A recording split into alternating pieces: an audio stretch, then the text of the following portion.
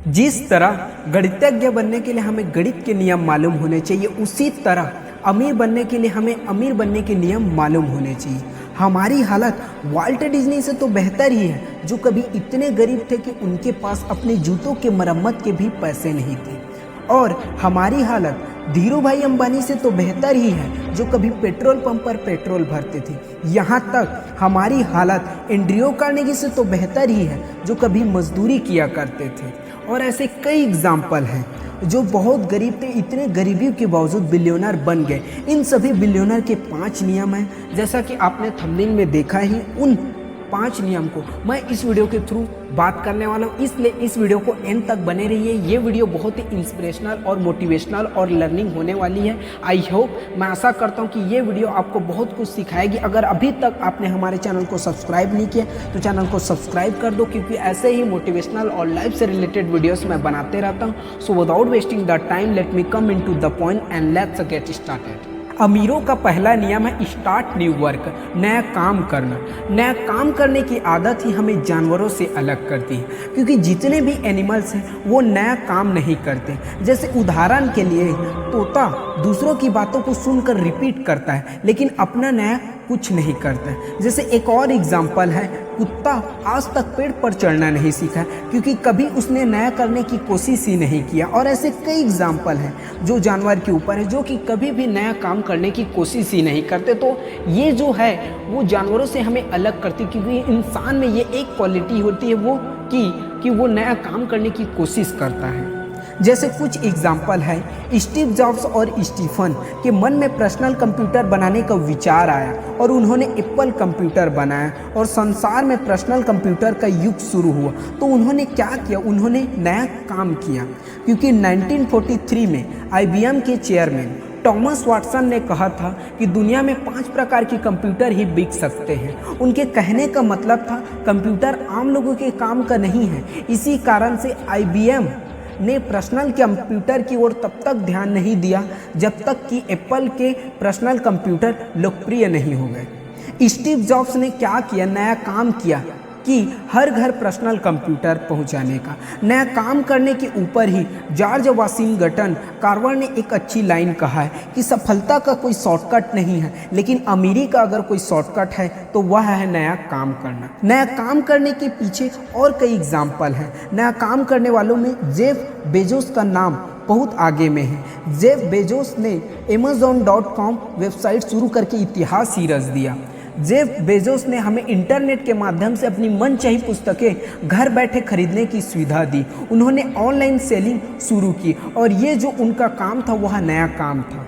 नया काम की वजह से ही आज बेजोस सर का नाम संसार के बिलियनर की सूची में 3रे स्थान पर है और उनकी नेटवर्थ 144 अरब डॉलर है। ये सब किस वजह से हुआ, नया काम की वजह से।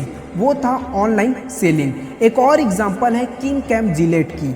नया काम करने का मतलब सिर्फ यही नहीं कि आप स्टीव जॉब्स की तरह ही कंप्यूटर का आविष्कार करें या जेफ बेजोस की तरह ही ऑनलाइन सामान बेचें। नए काम का मतलब किसी छोटी सी भी ज़रूरत को पूरा करना हो सकता है। जैसे दाढ़ी बनाने का रेजर ब्लेड का आविष्कार किया था और आज उनकी बनाई जिलेट कंपनी दुनिया भर में अरबों डॉलर का काम कर रही। उन्होंने नया काम किया, it means safety razor blade का आविष्कार किया।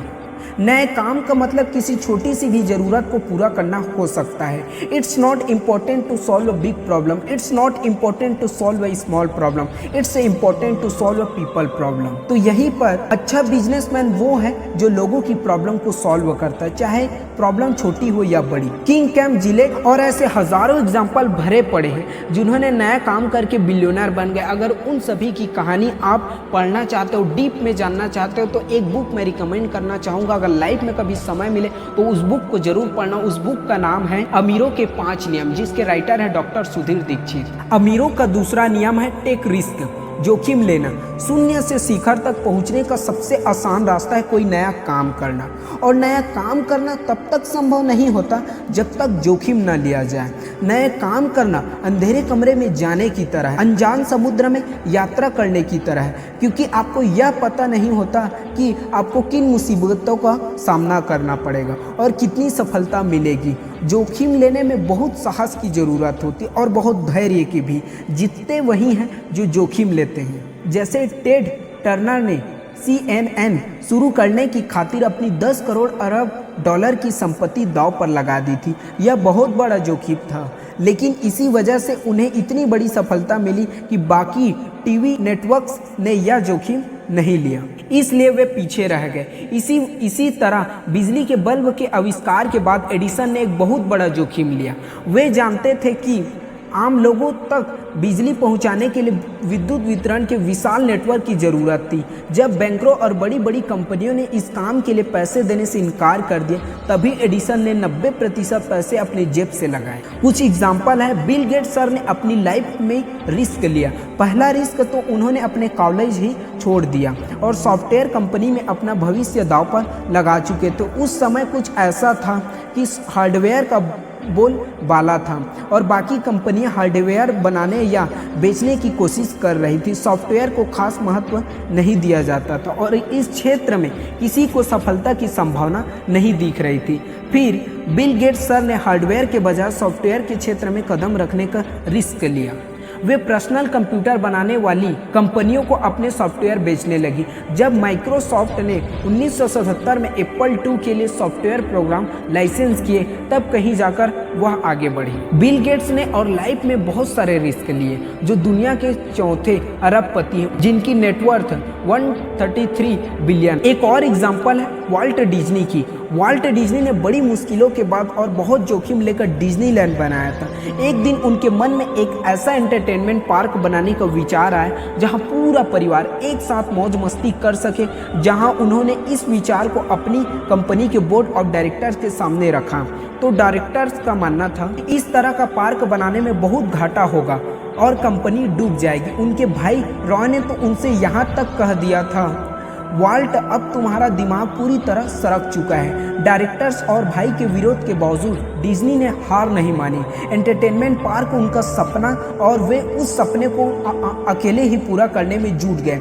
कैलिफोर्निया में डिज्नीलैंड बनाने के लिए उन्होंने अपना पाम स्प्रिंग्स का घर गिरवी रख दिया, कार बेच दी, जीवन बीमा पॉलिसी भी बेच दी। तो उन्होंने रिस्क लिया, तभी तो उनका सपना साकार हुआ। वॉरेन बफेट ने भी रिस्क लिया। वॉरेन बफेट ने शेयर बाजार में इन्वेस्टमेंट करके दुनिया के तीसरे अमीर व्यक्ति बन चुके 1930 में, जो कि अभी 7वें स्थान पर है और जिनकी नेटवर्थ 118 अरब डॉलर है। उन्होंने भी रिस्क लिया था। उन्होंने भी शेयर मार्केट में इन्वेस्टमेंट करके रिस्क लिया। उनका कहना था, जोखिम तो तब होता है जब आप यह ना जानते हो कि आप क्या कर रहे हो। अमीरों का तीसरा नियम है, don't be afraid of difficulties. मुश्किलों से ना घबराना, क्योंकि अगर सफलता की राह आसान होती तो दुनिया के सभी लोग सफल हो जाते। लेकिन दिक्कत यह है कि सफलता की राह आसान नहीं है।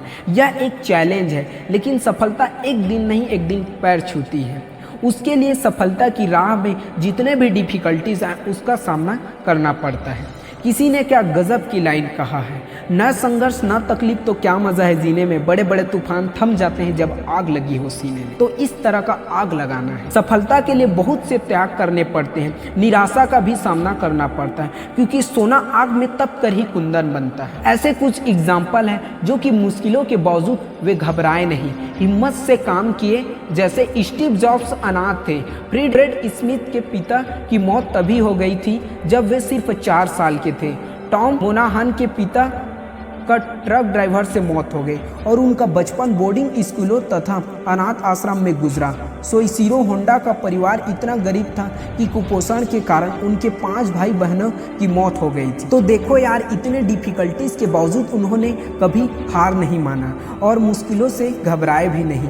तो आज वे इस लेवल में। मैंने खुद से एक लाइन लिखा है, संघर्ष भी आएगी, तकलीफ भी आएगी, तू थोड़ा ठहर तो सही मेरे यार, मंजिल खुद ब खुद तेरे पास आएगी। अमीरों का चौथा नियम है, ड्रीम बिग। बड़े सपने देखना, और बड़े सपने देखना महान लोगों की बहुत महत्वपूर्ण आदत है। सपने तो सभी देखते हैं, लेकिन वही लोग सफल होते हैं जो सपने देखते हैं और फिर उन्हें साकार करने के लिए मेहनत करते हैं। सपना एक लक्ष्य की तरह हमेशा हमारी आंखों के सामने रहता है और हमारी पूरी ऊर्जा काम में लग जाती है। सपने के कारण ही हम उत्साह से काम करते हैं। बड़ा सपना देखते समय ये मायने नहीं रखता कि हमारी आर्थिक स्थिति कैसी है, हमारी शिक्षा कितनी है, हमारी उम्र कितनी है। फर्क तो इस बात से पड़ता है कि हमारा सपना कितना बड़ा है। डेक्स्टर येगर कभी ट्रक ड्राइवर थे, लेकिन उन्होंने सफलता का सपना देखा और बाद में करोड़ों डॉलर का नेटवर्क मार्केटिंग बिजनेस बना लिया। उन्होंने एक पते की बात कही है जिसे हर व्यक्ति को याद रखना चाहिए।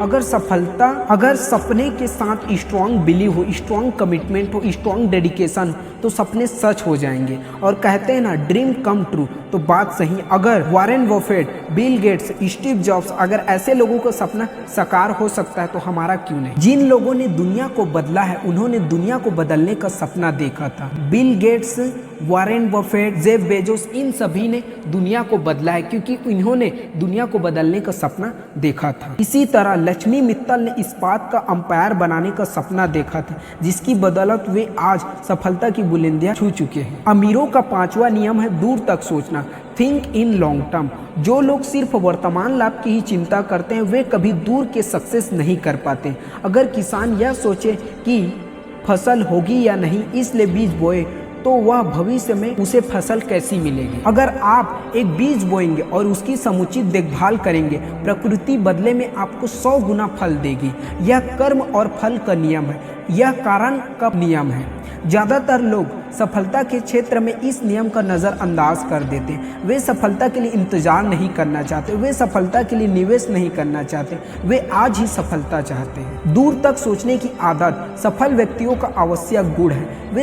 वे सिर्फ वर्तमान के बारे में ही नहीं सोचते, वे भविष्य के बारे में भी सोचते हैं। यही बात उन्हें बाकी लोगों से अलग करती है। फेडरल एक्सप्रेस के संस्थापक फ्रेड स्मिथ दुनिया के अमीरों की सूची में वे आज इतने सफल इसलिए हैं क्योंकि उन्होंने उस अवसर को देख लिया था जो कोई नहीं देख पाया था। उन्होंने यह भाप लिया था कि तेज गति के पत्रों और पार्सलों को पहुंचाने के क्षेत्र में प्रगति बहुत संभावना है। उन्होंने ओवरनाइट डिलीवरी के काम में भविष्य की संभावना को देख लिया था। करसन भाई पटेल ने निरमा ब्रांड का पीला डिटर्जेंट पाउडर तैयार किया, तो उन्होंने लॉन्ग टर्म में सोचा था। तो ये अमीरों के 5 नियम हैं जिसे मैं इस वीडियो के थ्रू बताया हूँ। Thank you so much everyone for watching this video.